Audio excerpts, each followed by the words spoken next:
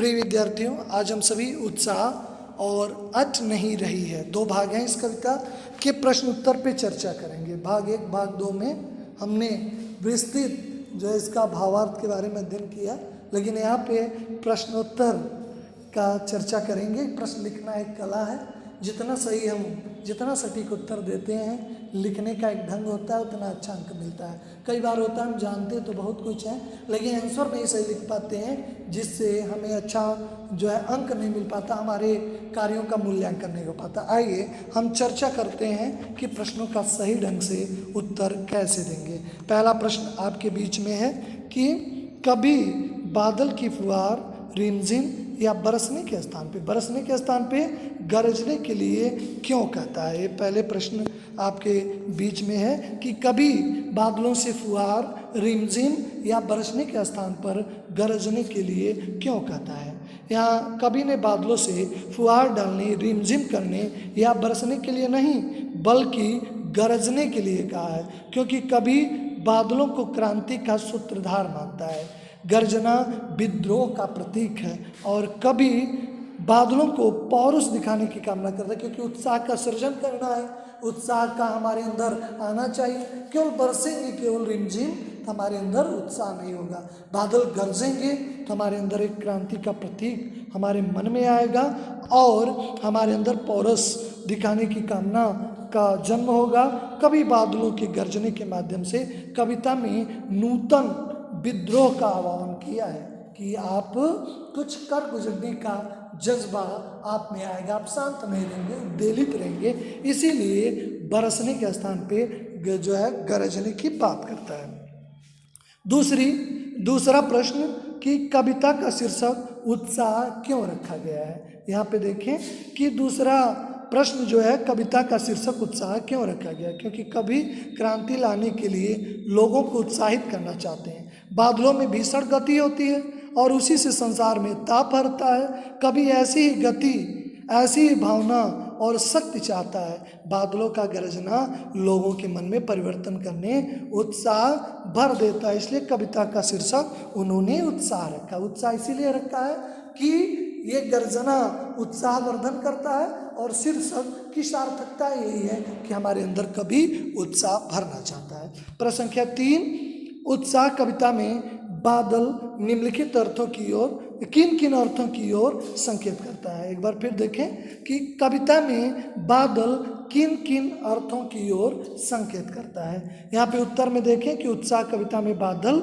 निम्नलिखित अर्थों की ओर संकेत करता है। पहला है बादल जल बरसने का शक्ति रूप है। दूसरा देखें कि बादल जो है प्यासे पीड़ित जनधन जो है जन तप्त धरती को शीतल प्रदान करता है। तीसरा, बादल शोषितों के मन में, जो जिनका शोषण हुआ, जो दबाए गए हैं, कुचले गए हैं, निराशा में हैं, उनके अंदर उत्साह भरने का काम करता है, उनके अंदर परिवर्तन लाने के लिए प्रेरित करता है। चौथा देखिए, अगर शब्दों की बात करें जिसमें कविता किसी खास भाव या दृश्य में ध्वनात्मक प्रभाव यानी ध्वनि का प्रभाव पैदा करता हो, नाद माने उच्चारण, तेजी से बोलना अगर करता है उत्साह कविता में, वो शब्द कौन कौन है जो नाद उत्पन्न करते हैं। इसका आंसर हम देखेंगे।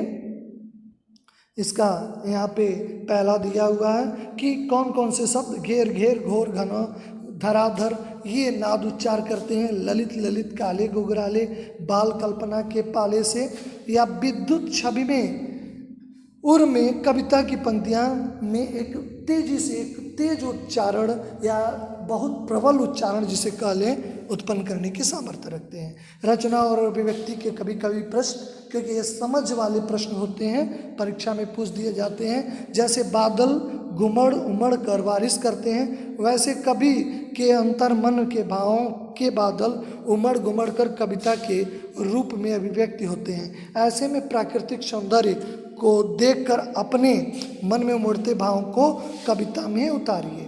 तो इसका आंसर होगा, दूर आसमानों में बादल की छवि देखकर जागी मेरे मन में भी आस, प्यासों के मारे मिली राहत की सांस, तड़पती रही ब्रेहड़ी की प्रेमी से मिलने की वजह काश, धरती भी मिली तृप्त की आस, मोर भी करने लगा प्रीतम को मिलने का प्रयास, किसान के आंखों में जगी एक चमक का आस, देखो बादल लाया किस साथ कितनी आस। देखिए इससे मिलती जुलती कविता है।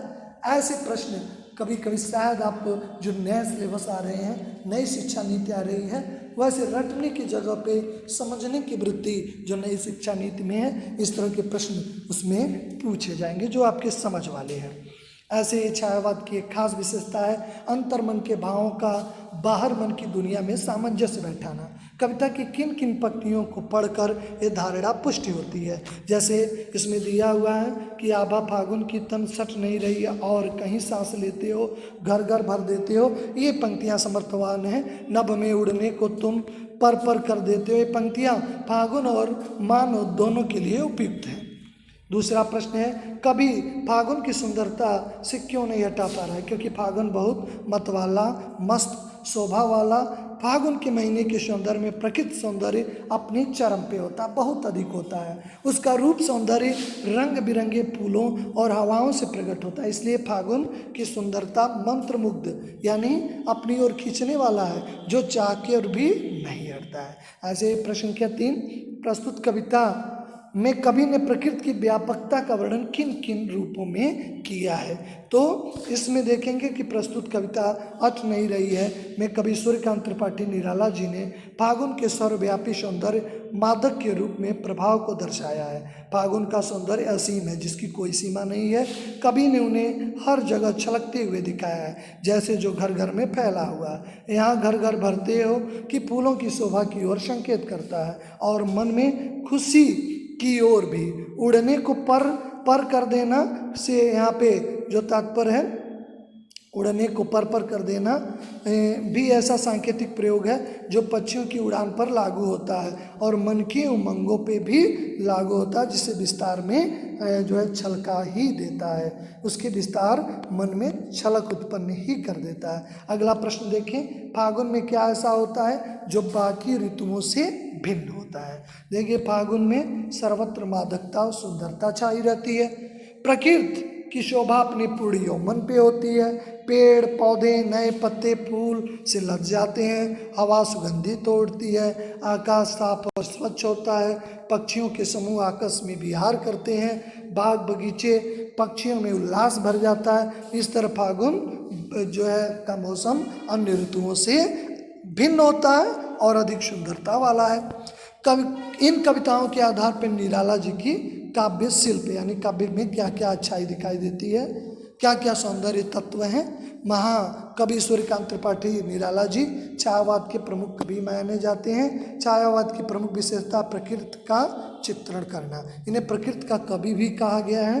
प्राकृतिक उपादानों में मानवीकरण, बादल का मानवीकरण, फागुन मास का मानवीकरण आपने देखा यानी मानव का रूप देना, ये छायावाद की विशेषता है। छायावाद की अन्य विशेषता जैसे गेयता प्राप्त करने की वृत्ति, प्रवाहमयता, अलंकार योजना। इस कविता में संगीत भी आपको दिखाई देता है। निराला जी की भाषा एक और संस्कृत निष्ठ सामासिक और अलंकारिक भी है, तो दूसरी ओर ठेठ ग्रामीण शब्दों का भी प्रयोग किया, जैसे अट नहीं रही है, तमाम चीज़ें आपने देखा। कुंतक शैली में रचित कविताओं में क्रांति स्वर एवं मादकता मोहकता भरी है। भाषा सरल सहज सुबोध और प्रभावमयी है। होली के आसपास जो प्रकृति में रचना अभिव्यक्ति का है, ये भी समझने वाले प्रश्न हैं, इन पे ध्यान विचार करना चाहिए। होली के पास क्या क्या ऋतुओं में परिवर्तन दिखाई देता है। होली के समय त्यौहार फागुन मास में आता है, इस समय चारों ओर मादक हवाएं चलती हैं। होली के समय चारों तरफ का वातावरण रंगों से भर जाता है, चारों ओर रंग ही रंग बिखरे होते हैं। प्रकृति में उस समय रंगों से कोई वंचित नहीं रह पाता। प्रकृति के हरे भरे जो वृक्ष तथा रंग बिरंग फूलों के महत्व को अधिक बढ़ा देते हैं। वृक्ष फूलों से युक्त होते हैं, मंद सुगंध चारों ओर बिखेर देते हैं, लोगों के मन आनंद से भर जाते हैं। इस तरह आपने देखा प्रश्न बड़े सहज हैं, आप अपने शब्दों में बड़े ही मार्मिक ढंग से उत्साह जो बादलों को संबोधित करते हुए है, दूसरा अट नहीं रही है जो फागुन के सौंदर्य को जो समाहित किए हुए हैं, इनके जो है व्याख्या के आधार पे आप बड़े सरल ढंग से इसके प्रश्नों का उत्तर दे सकते हैं। आप सभी का धन्यवाद।